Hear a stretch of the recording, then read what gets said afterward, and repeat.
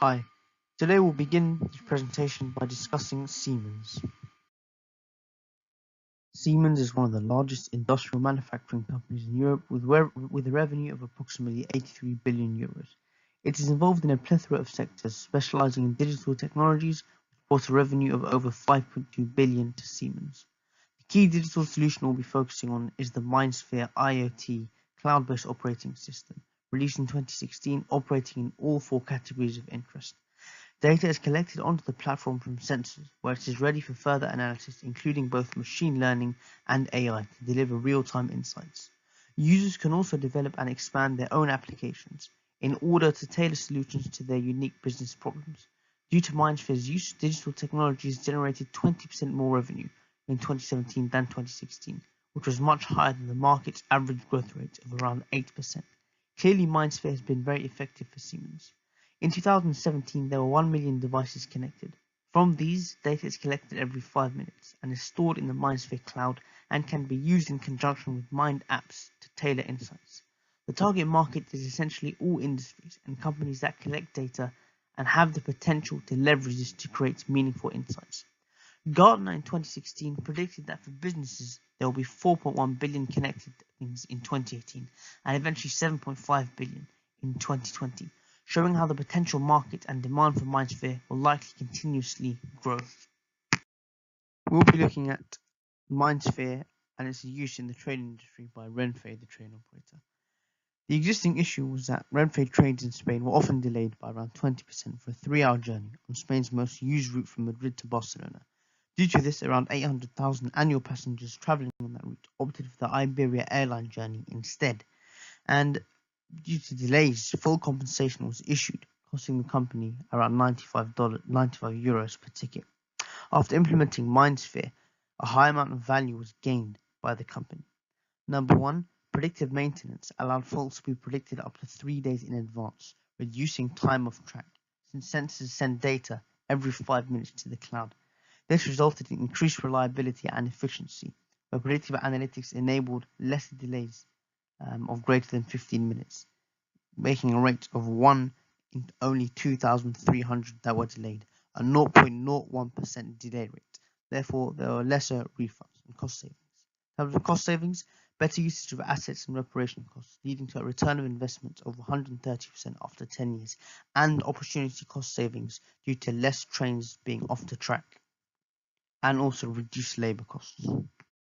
Renfe can also further differentiate itself as a digital business by implementing the MindSphere platform and the Teradata unified data architecture may enable Renfe to explore further analytic Mind app services catered to its train operations, such as rail asset optimization and dynamic pricing with predictive forecasting of demand to ensure the most efficient resource allocations.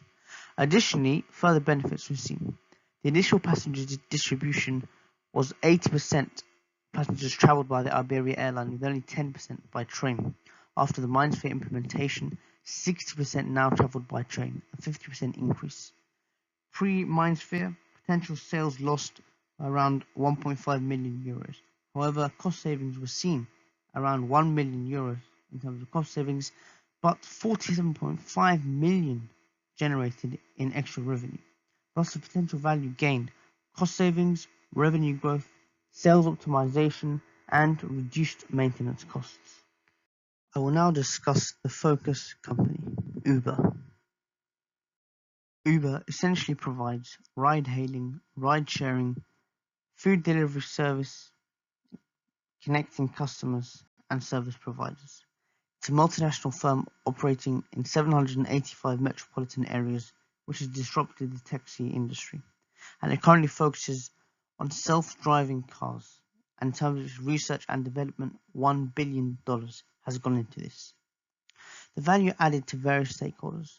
In terms of customers, it's a cheaper and faster journey, a safer journey, real-time information about the journeys, as well as automatic payments and proceeds.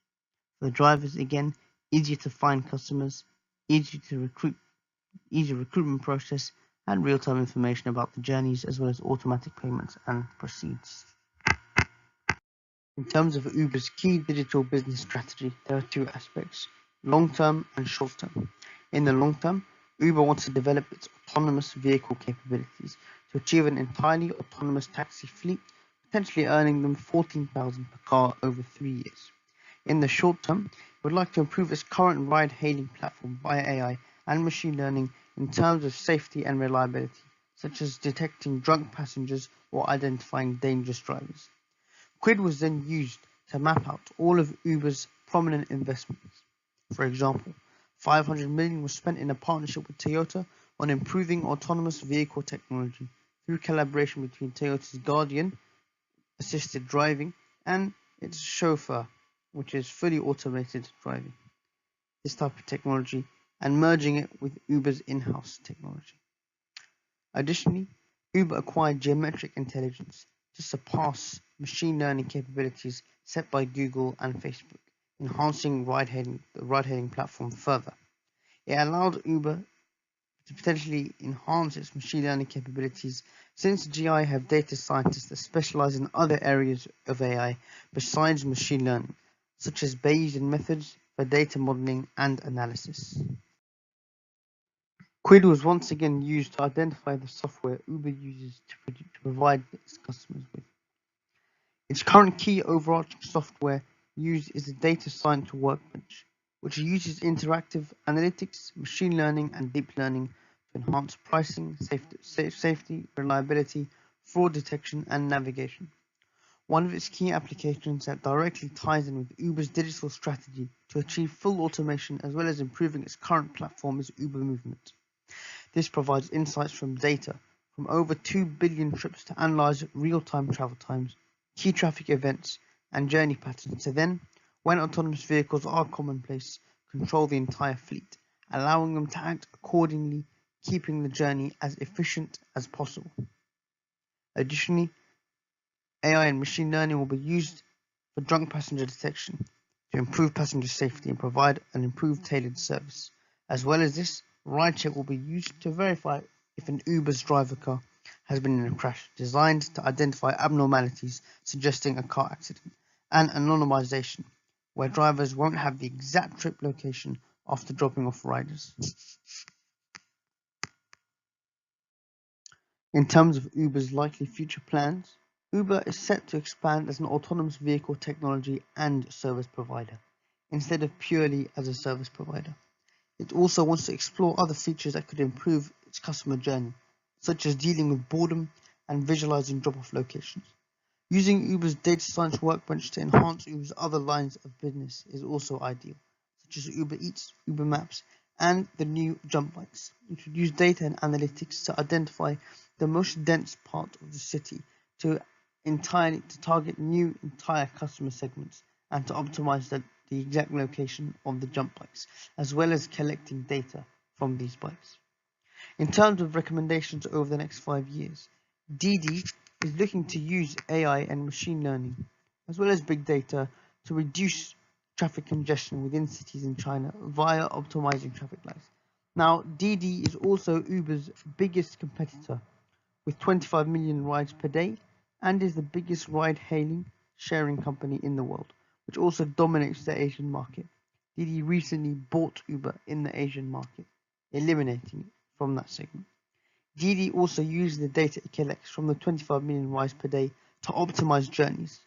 So if Didi are looking to reduce traffic congestion through controlling traffic lights in Chinese cities, it would make sense for Uber to try and follow this best practice. However, to try and remain competitive, disrupt, and potentially overtake Didi, Uber could incorporate blockchain. The use of blockchain could allow users to connect directly to drivers, bypassing the current centralized data aggregator and allaying concerns that Uber has too much power, whilst increasing the speed of the process, since they connect directly.